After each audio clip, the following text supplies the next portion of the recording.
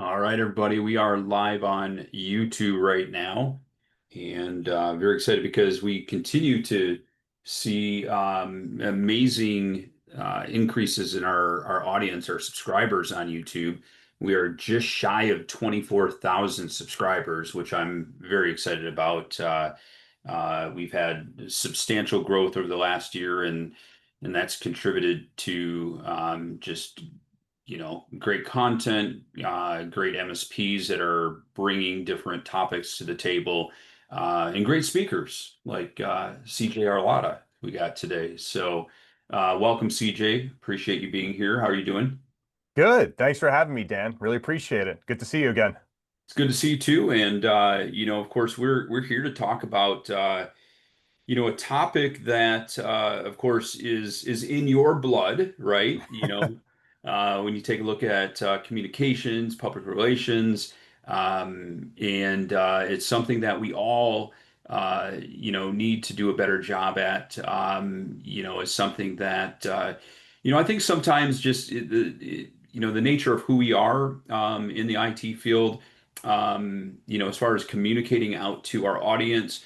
In order to become better at it, we need to do more of it. And I think the more we, communicate, get out there in front of the face of our clients, in front of prospects, we just become better, and it becomes less of a topic that we're afraid of. Would you agree with Yeah, that? for sure. It's all about putting in the reps, right, Dan? I mean, I like to go out there, be in the industry, take advantage of any panel opportunities or speaking opportunities. And even though I've been on, I don't even know how many panels I've sat on in different industries I've been. But I like doing it because it puts me out there. Of course, I'm able to share what I want to share with the audience, but it also, keeps those reps up, gets me in uncomfortable situations, right? Being on stage. Yes, I'm a little bit more comfortable than I have been in the past, or more comfortable than certain people when they're up there. But it's just going up there and doing it consistently. And that's honestly the only way you're going to get better at it. Yeah. Yeah. I mean, when you talk about those uncomfortable scenarios, I mean, no pain, no gain, right? Yeah, no, exactly. And so it's important to take advantage of those opportunities when they arise. Yeah, absolutely. So just for our audience, anybody that is here in our Zoom call, of course, if you are live on YouTube, feel free to pop out any questions. We'd be happy to answer those for you. But just jumping in, CJ. Maybe give us a little bit of background about yourself and just kind of where, your career started from a communications and public relations perspective, and where are you today? Sure. So I started off in communications, working in politics and working for elected officials. So doing a lot of social media work, helping with speeches, helping with talking points. Eventually, I found my way as a journalist covering the IT channel for a while. Then I moved into the healthcare space as a journalist for a short stint. And then I found my way into the hospitality industry for a number of years, covering that as a journalist. And about 5 or 6 years ago, started my own PR firm and started doing that full time. And so the majority of our clients are in the IT channel as well as the hospitality space, obviously, because I have a good network there and some connections and credibility. So we've been doing this since 2019 and have been enjoying it ever since we started. That's awesome. And Yeah. so for someone that, like we talked about, I don't want to get necessarily into the stereotypes, but as when you take a look at us in the IT space, we are technical people. Hmm. Many MSPs have become entrepreneurs accidentally, Yeah. and do it very well. However, that doesn't mean that we are naturals when it comes to public speaking, when it comes to communications. Where do you see the, I guess, the downfall, and where do you see the opportunities to do better as MSPs? I don't think it's a downfall in any way. I think Okay. it's more about practice and it's about being out there and accepting those different opportunities that come up, being okay learning, taking different types of training. I think we talked about this, we might have talked about this last time, but perhaps taking an improv class, right? That's something that I've heard people say. And actually, I recently took one late last year, and it was a very interesting experience. It was just five different classes, and we had all types of people there, right? We had a couple of people who had their own businesses. We had some people who were actors, but then we also had people who admitted that they were uncomfortable speaking with people and they Mm, wanted to get better at that. And for me, I'm somebody, again, I've been in communications all my life, so I'm fairly comfortable with it. But for them to join this class with 15 to 20 strangers in the yeah, back of some old church on Long Island in New York, I think that takes a lot of courage to do. You know what I mean? yeah. So I think it really is taking that first step and doing any type of training you can. If you can do, media training, if you're speaking with the media, if you can take an improv class, if there are opportunities in the industry or in the industries, the different verticals you serve, to take those opportunities to go out there, put yourself on stage, and remember that you're not going to be perfect. When we all speak, it's not going to be perfect like we write, or some people it probably isn't as perfect as they write either. But I think that just being out there and being uncomfortable and putting yourself out there is really key. It's really taking that first step. Yeah, yeah, and I will go back, and I'm sure my group is, probably heard this 1 million times.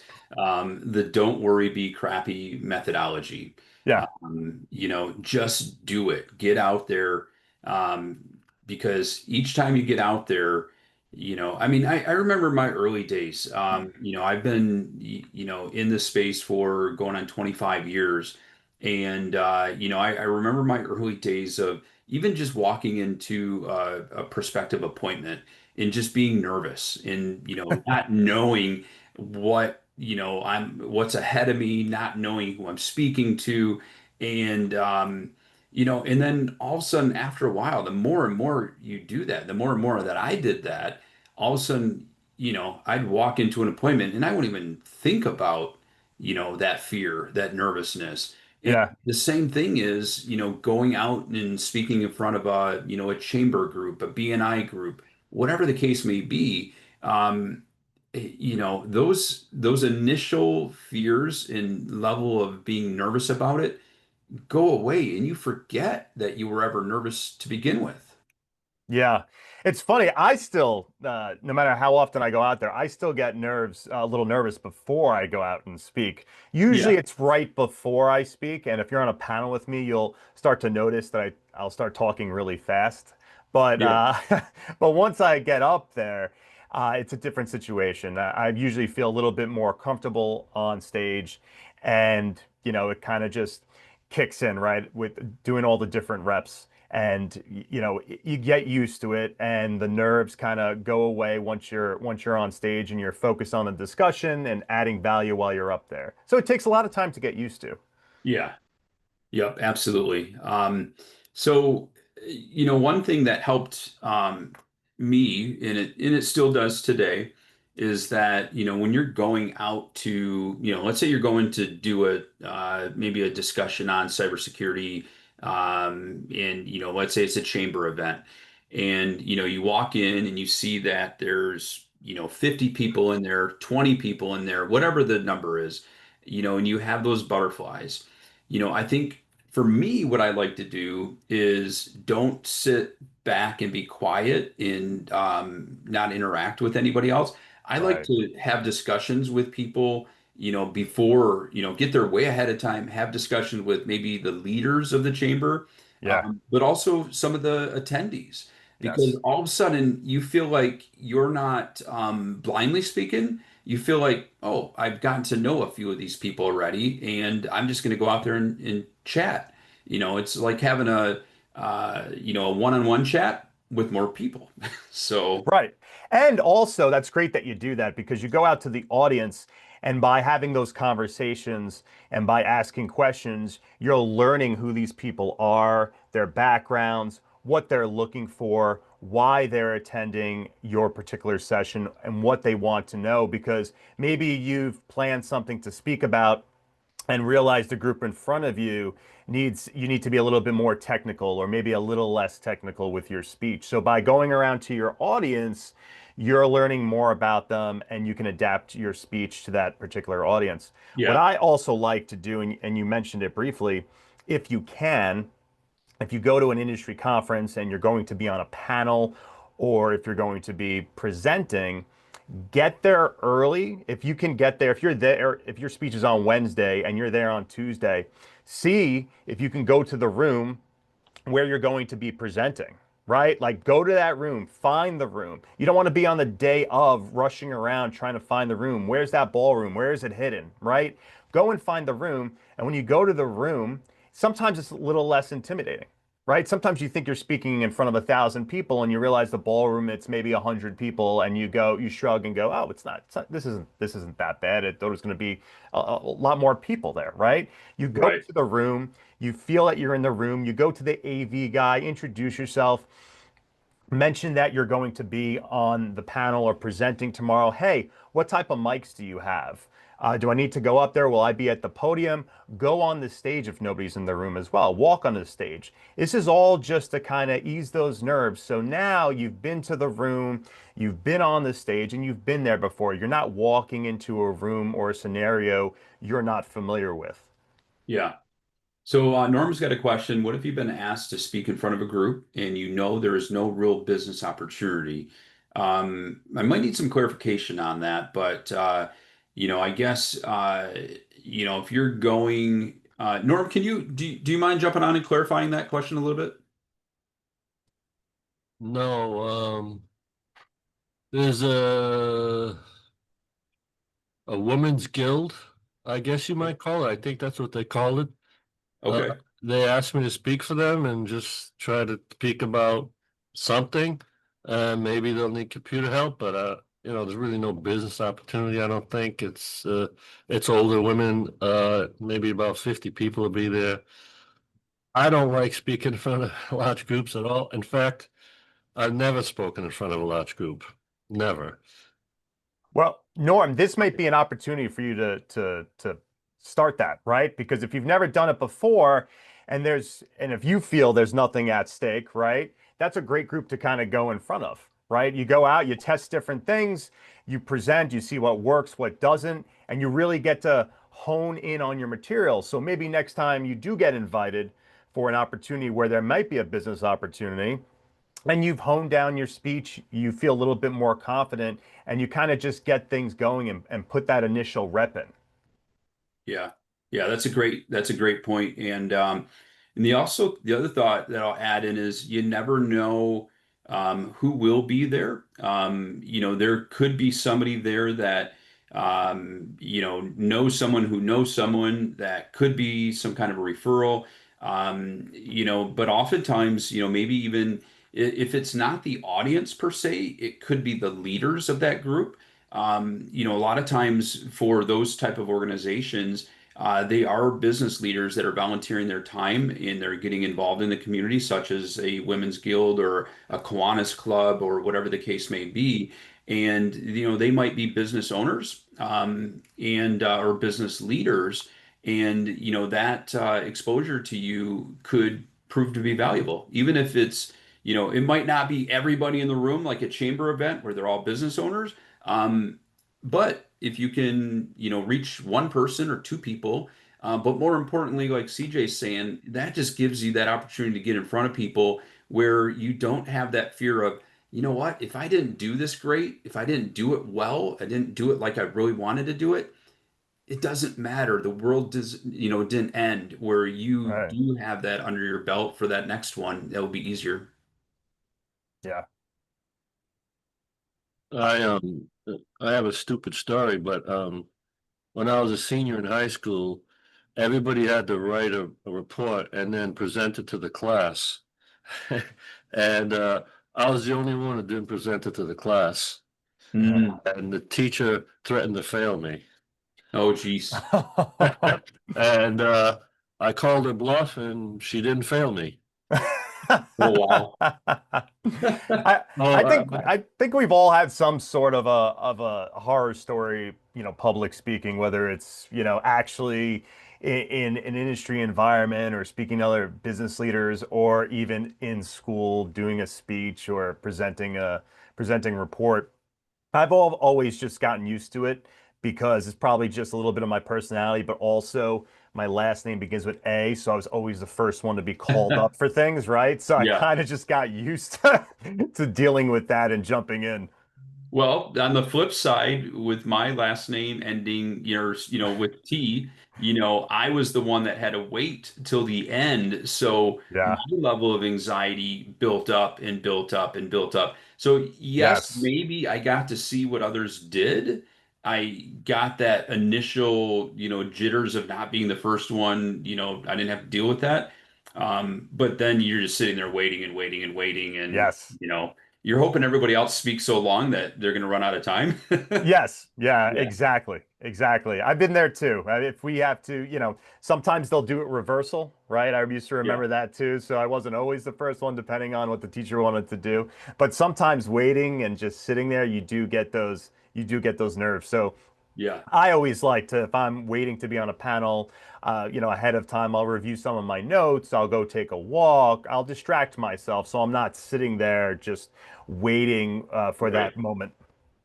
Yeah, and I think practicing too, even if you're practicing in front of a mirror, you're practicing at home. I mean, I for every podcast recording that I do, I go through my script. Hmm. I create a script that, and when I say script, they're not, like these are the words I'm saying verbatim, but Right. this is the plan, and so on. But even starting out, my opening. Hey everybody, Dan Tomaszewski here with Everything MSP. Welcome to another episode of The Stack, where we focus on people, business, and technology. Right. I say that over and over, but I go over that before every recording.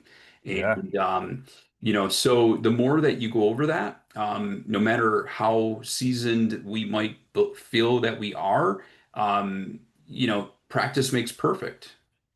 I agree. And, I do something similar if I'm presenting or I'm moderating a panel, for example. I always have a framework that we're going to follow ahead of time, a little cheat sheet, if you will, where we have the session title, description, the panelists, and then I categorize just a different set of questions that I go through. And we don't always stick to the script, but at least I have some sort of direction that we're going to follow.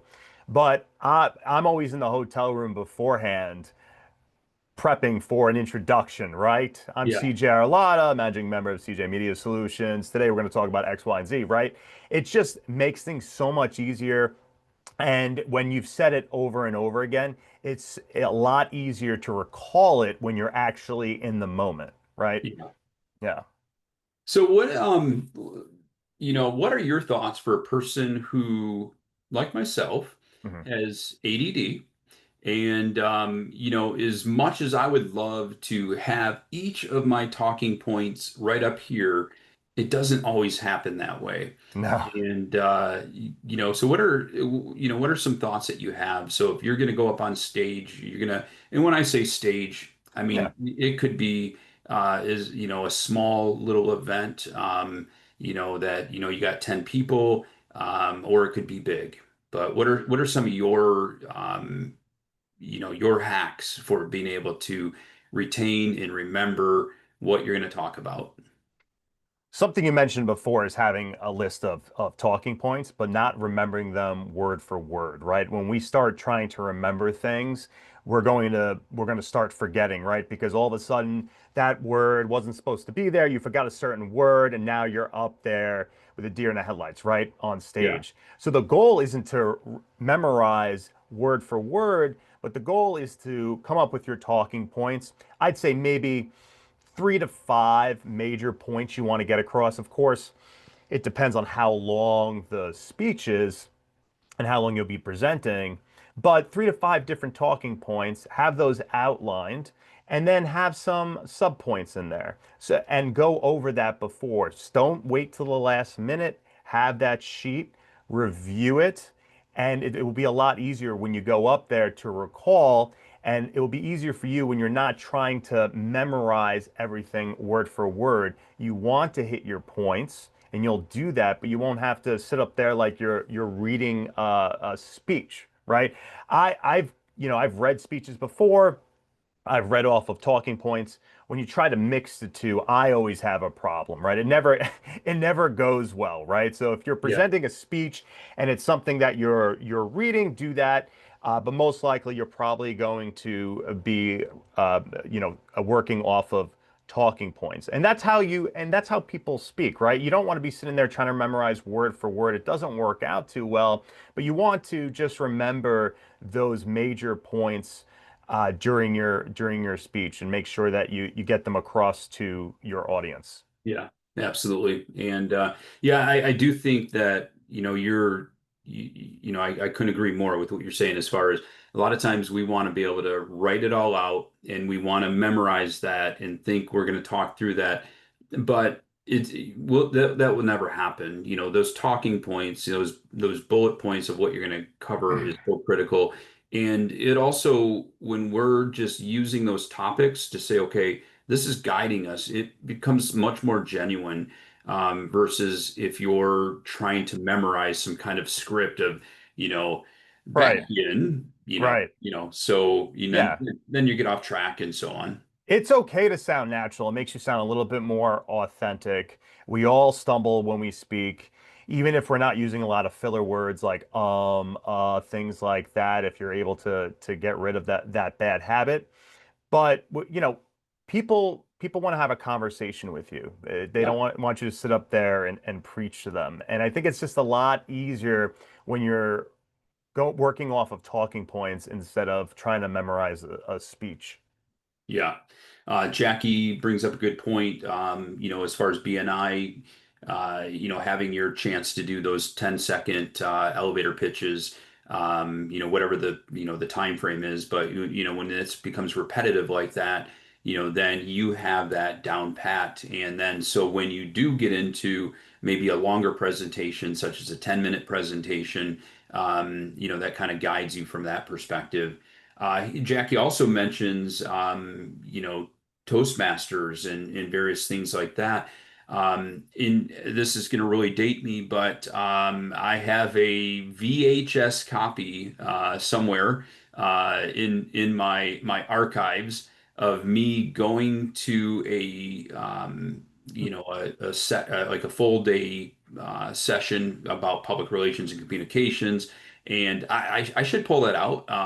But I do remember, going through that and it was recorded, it was it was that was intimidating because that was really, really early on in my career and probably back when I had hair. So You should pull it out though and see how far along you've gotten, right? I mean, I yeah, think that's important to see how much you've improved. I'm sure, your conversational skills have increased significantly starting the yeah, the podcasts and having conversations with people and thinking on the fly, right? Just like in improv.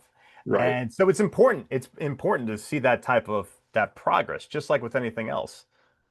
Absolutely. And Josh also brings up a good point on telling stories. I love Mhm. storytelling because let's go back to the whole, okay, what are the things I'm going to talk about? And, I'm going to, put this like talk track together. Well, when it's an actual story, a genuine story, it makes the conversation so much easier because you're speaking from experience. You're speaking from, something that happened, that's relatable, hopefully to them, but it's something that you know you can't go off track when you're talking about a story. I mean, You can, you but can, yeah, but but you know the story better than anybody else in the audience, right? You yes. experienced it. Yeah. Yeah.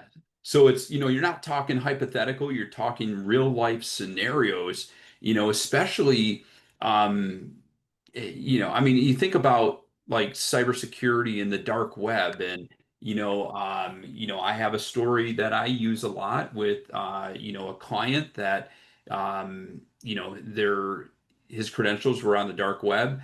And you could start going through that story and people are like, oh, wow, so it's not made up, it's something that, you can't debate real life stories. Right. If you're bringing up hypotheticals about cybersecurity, like, well, this could happen or that could happen versus this did happen, Right. you know, Right. so you get your point across better. And people, as stories are emotional, right? That's what people remember, stories. And I think, like you said before, instead of just, giving generalized scenarios, you're giving perfect examples of things that happened, and people can connect to that because it's an emotional Yeah. experience. It's easier for you to remember those stories too, because you've experienced them. Yeah, exactly. And and I think all of this is so relevant. We're like right now we're talking a lot about getting in front of maybe prospective clients, but Mhm. it's also so incredibly relevant to our own clients when we're doing QBRs, TBRs. I know our good friend Brian Doyle with VCIO Toolbox is on this call, and and I know he probably does a lot of training. And Brian, if you're available, you're more than welcome to jump in. But I know Brian does a lot of training with MSPs when it comes to how to get in front of clients, or how to communicate in front of your own clients. Mm. Good seeing you, Brian. Seeing you as well, CJ. Thanks, Dan. Appreciate it. Yeah, Yeah. anything you'd like to share? I mean, as far as because you're coaching MSPs all day long, on how to be that VCIO, and and there's so much that with how we communicate to our clients and what we communicate that can make such a significant difference and impact in their buy-in. Yeah, see, from my seat, it's fun because I work with a lot of technologists who are becoming business conversationalists, right? That's really kind of the genesis of a lot of the folks that come into VCIO Toolbox. They're looking to engage their customers more, but again, oftentimes they were technical leaders, haven't had much opportunity to really be forward facing. And, I get down to the real simple on it. And that is be simple. I think a lot of us think that when you get out in front of people, you have to intrigue them with large language or, really grandiose thoughts. But the reality is you just want to communicate the message as simply as you can to the end user, as briefly as you can, and get to the point. And when it comes to, the technical conversation, keep it to a minimum. Know your audience, right? And that's a big part of it. Norm, I heard you talking about going to talk to an audience that you don't think might have a lot. But those are sometimes the best audiences to talk to because you find out things you would have never otherwise found out when you share those things in those post-meeting wrap-ups, like, hey, my son is doing XYZ, and maybe this is something that he could be engaged in, those kind of things, based on the audience you shared. But I've really found, keeping it simple. Dan, you talked a little bit earlier about also practicing, or maybe that was you, CJ. A couple of years ago, I was in Pitch It, and I know it's Pitch It season right now too. Um, as a guy that talks for a living for 30 years, it was amazing how much the off the cuff didn't work and how much you do need to prepare if you're going to be on a stage, even if you think you can wing it, even if you think you know it well, to just get out there. The other thing I'll share is audience doesn't care if you stammer, say, they care about the content. We do a podcast and we do it very light touch. We don't want to edit, right? So we don't worry about a lot of the ahs or the repetitives. So don't feel like you've got to be perfect up there either. Those are my biggest, takeaways in both public speaking and then, if you're going out to talk to your clients, really kind of keep in mind they're business people. Keep it simple. keep it at their level, and make your points. That's really what you want to get down. The why is bigger than the what. Hmm. Brian, I think that's so important is where meeting the audience where they are. I'm not a technical person by nature. Even though I do work in the IT channel and work with vendors, but I'm not a technical person by nature. So sometimes when I'm speaking with my vendors, they do have to keep it pretty simple for me to understand because in my mind I have these different buckets, and then when you're able to explain it in such a way where I can like fit that conversation, it makes it so much easier for me. The other day I had something with a client and I had them explain it to me and they explained it very simple. It's here, and it was just that I understood it. So I think that's very important, and it goes back to knowing your audience. And I think that, I think you've hit on the biggest thing. I think we've all been in conversations or had people that were speakers that were talking about a subject we didn't understand, and they broke it down as some sort of metaphor to something that we can all understand, right? Yeah. If you don't know what we're talking about here, let's talk about how you would change a tire, and this relates to how we would fix this problem, right? And Yeah. then all of a sudden, your down market person can understand it, or I shouldn't call it down market person because it's really a person with a different skill set who has a better Yeah. understanding than you, right? The old Hmm. legal witness thing, right? You only have to be smarter than everybody else in the room about what you're talking about to be an expert witness. Yeah. Right. Brian, do you find that a lot of the MSPs you work with, they want to be better communicators? Or is this something like you're really you have to encourage them to be? I think overall they want to be better communicators. I think where they stumble is we all carry our own baggage about what we know and what we think is important and what our comfort zone is when speaking with people. And I think, for me, I won't call it a challenge. Josh, who was on the call, went through one of the ramp camps with his team that we went through. And it's really just getting people to think a little differently about the person across the seat. You got to think about your message, but the message alone is not as good as important as how the person on the other side is going to receive that message. And a lot of times, how they receive the message just comes out of tone or simplicity, as I've said a few times today, as much as it is about the information that you're giving. Yeah, Awesome. very important. Brian, thank you for jumping in there. I agree. You bet. You bet, guys. Thank you. Thanks, Brian. You bet. So, so a couple of things, I guess, I wanted to jump into is, where there are opportunities, in the local news, where, as an MSP, if there's let's say there's a national cyber security breach that took place and it's making national headlines, how an MSP can reach out to the local media and try to get some coverage and to be able to educate from that perspective. So what you want to do is before that, right? You want to know the local publications, the local podcast in your area, and get to know those people. Reach out and introduce yourself. Say who you are, the company you're with, and also let them know how you can add value to what they do, right? Here's my expertise. These are some topic areas that I'd be happy to speak to you about. Let me know if you're interested. Next thing you want to do is pay attention to what's going on in the media, right? So you want to have a media monitoring tool, whether you could do something simple with Google Alerts, and pay attention to what's going on in the media so you can basically hijack that news and reach out to some of these local journalists. And when you do that, they'll hopefully, if you did your work ahead of time, right, they'll see that you've reached out, they'll pull up your previous email, and they're more likely to work with you on the story that they're working with. Best case scenario is that they reach out from that initial email, right? Oftentimes these reporters, when they're doing stories, if they're working on, let's say, ransomware, for example, if you had sent them that email a couple of weeks ago and they type in ransomware into their inbox, your email, maybe they didn't respond, but your email will pop to the top.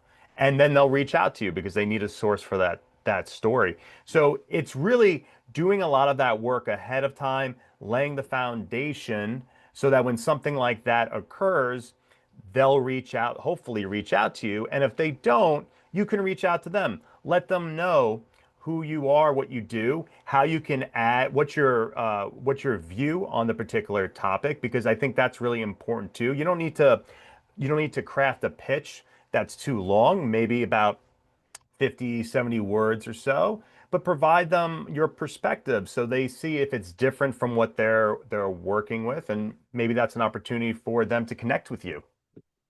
So essentially, you're selling yourself to the to the media contacts, Yeah. just like you would be selling yourself to prospective MSP clients. 100%. And that's where your credibility comes into play, right? So again, I talked about reaching out to them ahead of time, but it's everything else you're doing as well. Are you doing newsletters and sending them out? Are they on those newsletters? Are you already working with members of the media at different levels? Are you working with trade publications and talking about the topics that matter to your industry? So when this reporter looks you up, they go, "Oh, Dan looks to be an expert. I mean, he's been quoted in 10 or 20 articles on this particular topic. Let me speak with him." If they look you up and they can't find you anywhere and there's no credibility, they're less likely to use you. They may go with somebody else. So you need to lay that foundation ahead of time. Yeah. I've seen, and Dan, I've worked with clients before in the cybersecurity space where they had no presence whatsoever. I mean, besides their website, their newsletter, but as far as media presence. And initially, it's hard because you're pitching this individual that the media is not too familiar with. And so they end up passing initially, right? But then Yeah. you get them on a podcast here and you get them on an article here, and they start building that credibility, and it's a lot easier to get them quoted again in the trade publication level. But also, if you're looking to move up to more national news, for example, they need to look back and see who this person's been speaking with as far as journalists. Where are they credible? Because they obviously are going to do their own research too, but they're going to feel a lot better when they see that you've been speaking with other journalists on a topic and that you're a credible expert on the topic. Yeah. So how do you find out who those reporters, those media contacts are, so that you can start reaching out to them? You could work with somebody like a PR consultant or a PR agency, and we have access to different databases. Those databases cost a lot of money, so I wouldn't I Yeah. wouldn't suggest you go out and purchase those media databases yourself. It's definitely not worth it. But it's learning the audience, learning those individuals, those journalists that you're reaching out to. Are you targeting local journalists? Okay, great. Go out and search for the local publications in your area. I'm sure you know a lot of the local newspapers in the area, or podcast, or websites, or even newsletters, right? Pay attention to the bylines, who the journalists writing those particular stories, and pay attention to the journalists that may cover a particular story you may be a source on, right? Don't reach out to the the sports journalist if that's not something that you're going to Right. be speaking about. See if there is a technology reporter, see if there is a cybersecurity reporter, and keep a list. Find out if they're on LinkedIn. Do they have a Twitter account? What are they talking about? What are they covering? That's a great way to show them too that you know what they're looking for, you know the beat that they're covering, and that you know their publication, right? That's the worst. When I was a journalist too, I'd have people reaching out to me about stories on a beat that I didn't cover, or an area I Yeah. didn't cover. That's an easy delete or an ignore, right? So you really want to do your research on those journalists, and so many of them have different accounts that you can access and collect the data on your own. And so you mentioned reaching out to, a PR firm to be able to help. Is that something that you guys do, your organization? Do you help an MSP that, like if someone's in Seattle as an example, that they don't have any relationships with media, do you guys help kind of queue that up for them? So we can help build those relationships, but oftentimes, I mean, we'd love to do more work with MSPs. We primarily work with vendors and on the trade side, right, and the B2B side, Okay. and getting them out in those channel publications. The important thing is to build relationships with those reporters. So let's say, for example, you mentioned, Seattle.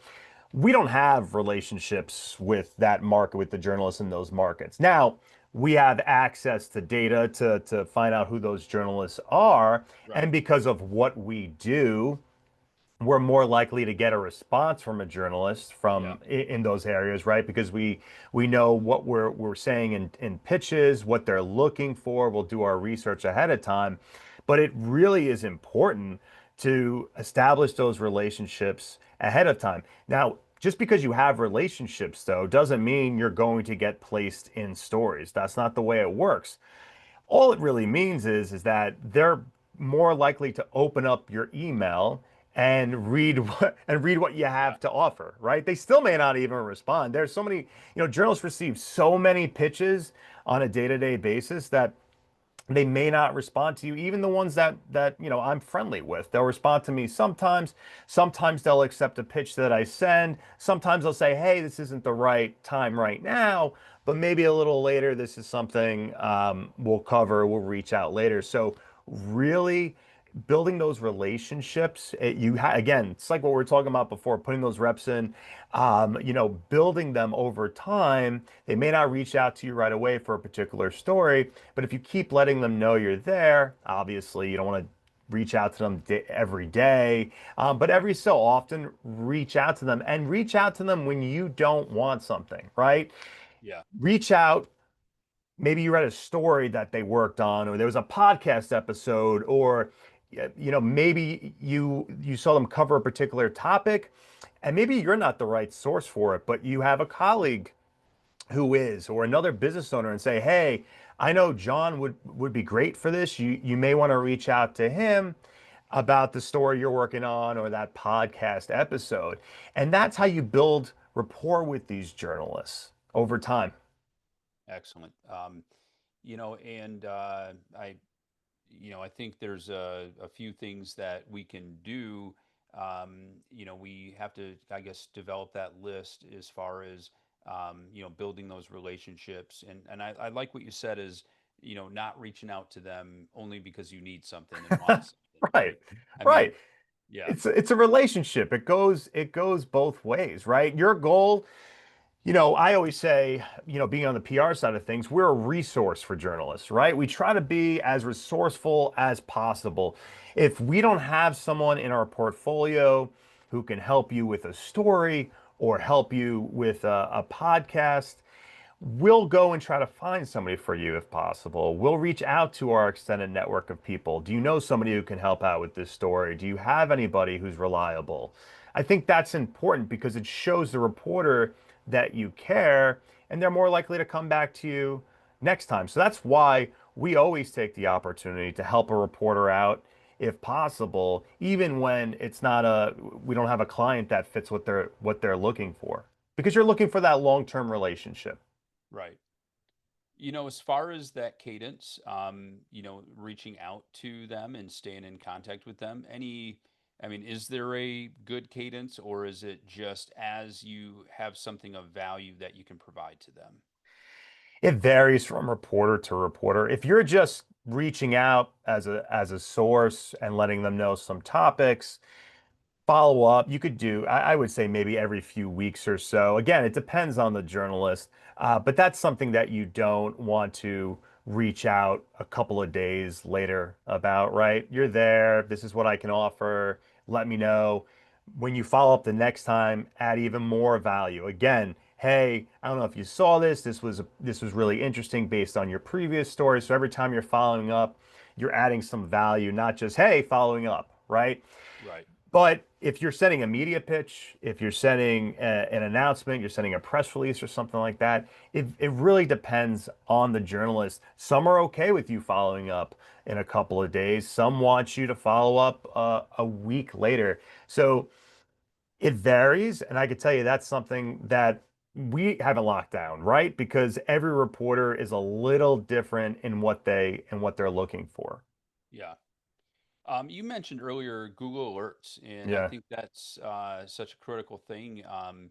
being able to, get alerted of, whether it be national or Mhm. local news. You want to expand on that a little bit? Sure. That's one of the ways that's one of the media monitoring solutions that we use for following news, whether it's in the industry or a client. If we have a certain client, we'll create a Google alert for that. Any topic that you're interested in speaking about or becoming a source on, add a Google alert. See what's being talked about on that topic. You're going to be seeing the publications, the podcasts that are talking about that particular topic, and you'll see the journalists, and the ones that you see over and over again are probably the ones that you should be reaching out to, right? You may have a journalist Right. who covers cybersecurity once in a blue moon, but see if you can find people who consistently cover that topic. And that's a great way to also what we were talking about before, if you present a lot or you're looking to or if you're going on podcasts or if you're sitting on a panel, certain topics, it's a good way to kind of stay on top of everything too, Yeah. right? You're pulling in all different sources and you're seeing what the different angles are, what the different opinions are. And I think it's really it's something so simple and it really doesn't take a lot of your time. But I can tell you, I'm sitting there on my phone getting an alert and having something that I can follow. Sometimes we were able to secure coverage for clients just based on that. We saw a story was breaking, we reached out to that reporter or we reached out to another publication about a particular topic, and it's worked for our benefit.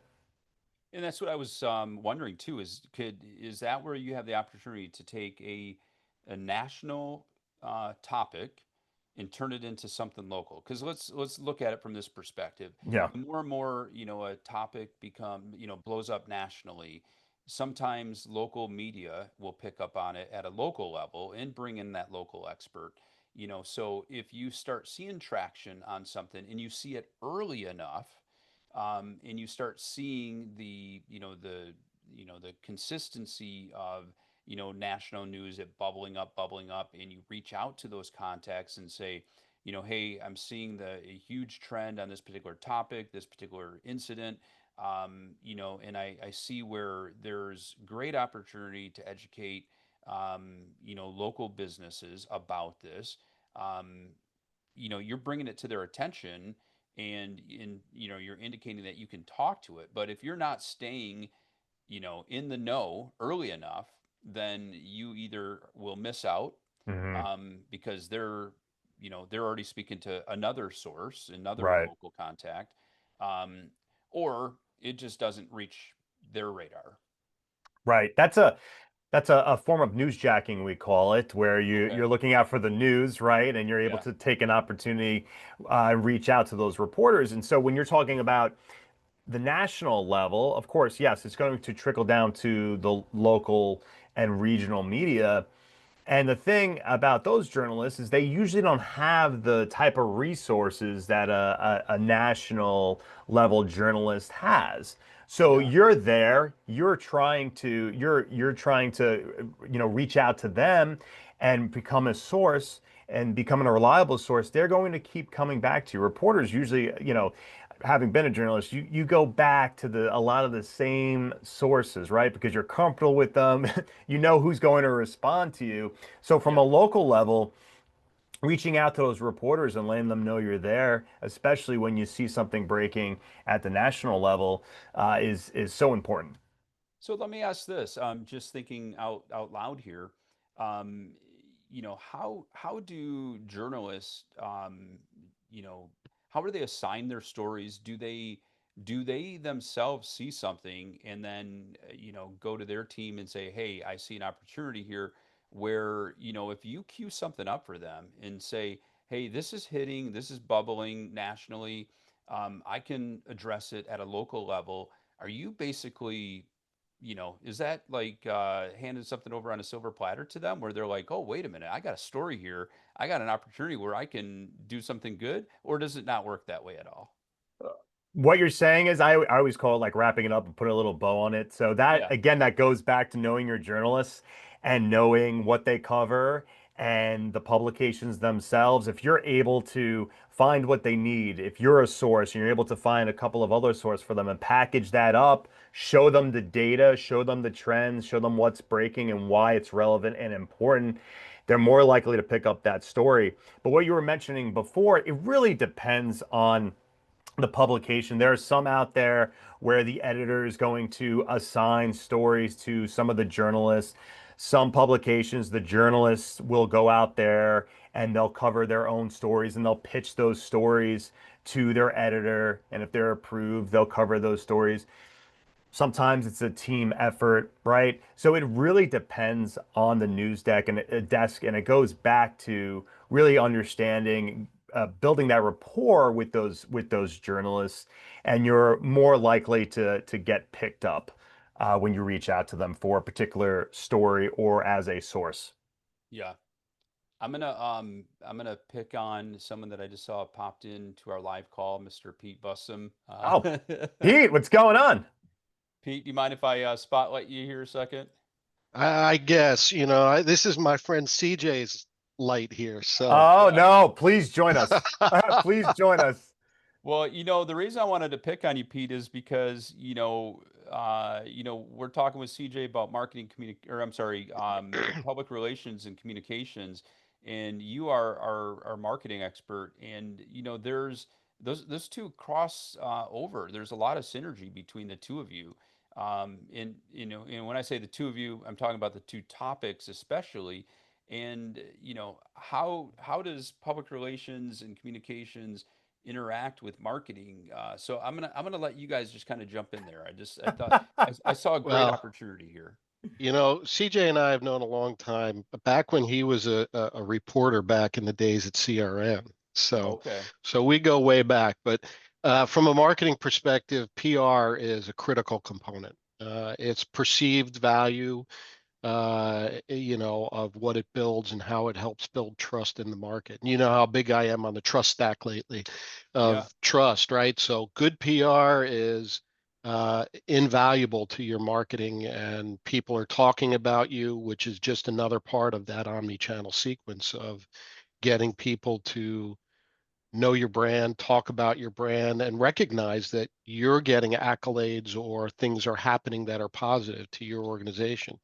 And people want to be associated with things that are positive. So, Right. that kind of press getting out there, whether it's a local level, a regional level, or a national level. And you got one of the best right there, CJ. Oh, There you go. I'll send you a We've check, worked Pete. together for a long time. So The check's in the mail. There you go. So CJ, Yeah. go ahead and follow up I, with what Pete's saying there. Oh, Pete's dead on. I mean, look, what's important too is having PR and marketing working together too, especially when you're working with a particular client. I've been in situations where maybe marketing's not talking to PR and vice versa. So it's really important to have both departments speaking with one another, knowing what they're doing. And when it comes to PR too, how can we elevate marketing's efforts when they're out there? What campaigns are they working on? What topics are they talking about? So we're going out there with the same messaging, and Pete's not, instead of Pete sending something else out on one topic and then I'm taking it in a different direction. It's really important for both departments to speak to one another and collaborate frequently. Yeah, it's absolutely. critical, and sometimes you have to make up some press just to draw attention. No, no, no. That's the marketing, right? That's the marketing. Right. But things that Yeah. people don't think about are press worthy sometimes really are. Yeah. As inconsequential as they may seem, they really stack up over time in building trust and having positive viewpoints and images of your organization out there. So Well, Yeah. it's critical. It's you critical. brought up a very good point. I'd like you guys both to just in our final minute here address this. I think we take for granted what we think, what we do, and it's so easy to take what we do for granted, and we might think it's not newsworthy. So how do we get our mind out of that, that thought process and realize this is a big deal. This is something that should be known and needs to get some attention. Pete, you want to take that, or you want me to start first? I think we got a split take on that, but I always look at it is in the MSP world and generally human nature, people don't like to brag about themselves. Yeah. And so what they think is newsworthy isn't necessarily newsworthy. And Yeah. sometimes it's a philanthropic type thing.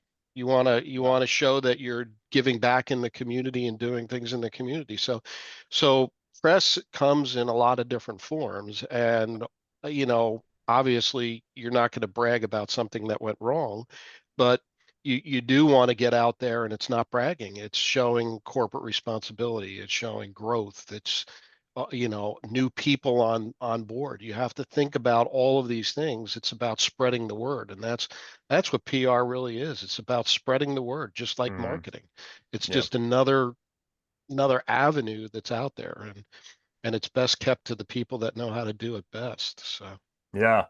And, Pete, you mentioned before about what's not newsworthy sometimes too, right? And so sometimes there are things out there that people want to get out there because it's important they think it's important for the company, but maybe it's not important to the industry at all. So there are other ways that you can get that news out there. Maybe it's a blog post, maybe it's a newsletter, maybe it's social media. So there are a lot of owned media that you can do. You can use that for, instead of maybe sending a press release to reporters about, because again, these reporters, they receive so many press releases per day, and you don't want to clutter their inbox with more things that they're just going to pass on.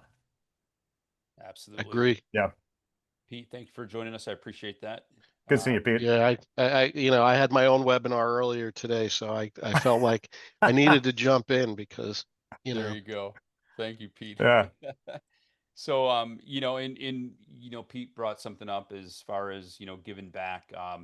So, I saw on a wall in a hospital that my dad is at. There's some marketing for this hospital's foundation, and it says, "Thank you for being a difference maker."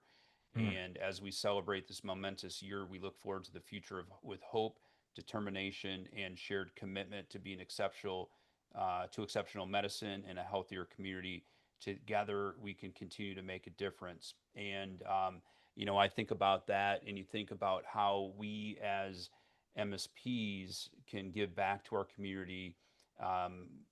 One thing that we do is with nonprofits is we will help subsidize some of the cost of their technology management, and we call it time and talent.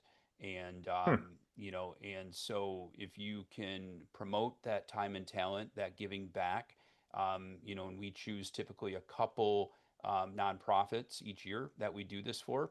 But just incredible opportunity to get that word out there. And it might not get, the attention of like your local news station, but it might get local business publications, just getting that out there, just showing that you care, showing that you do want to make a difference, and that you support the great initiatives that organization is doing. Because it's not about us, but we're helping them to achieve their goals and objectives. Yeah. And Dan, they may be interested in a story like that too, right? Because the media, they are looking for those feel good stories, because when you turn on the news, it's never a feel good story, right? Everything just seems like it's 90% of it is negative. Right. And then at the end, they'll throw in some feel good stories, right? So, so I think it's important to push those out there and promote those stories as well, because I think we all look for those. Absolutely.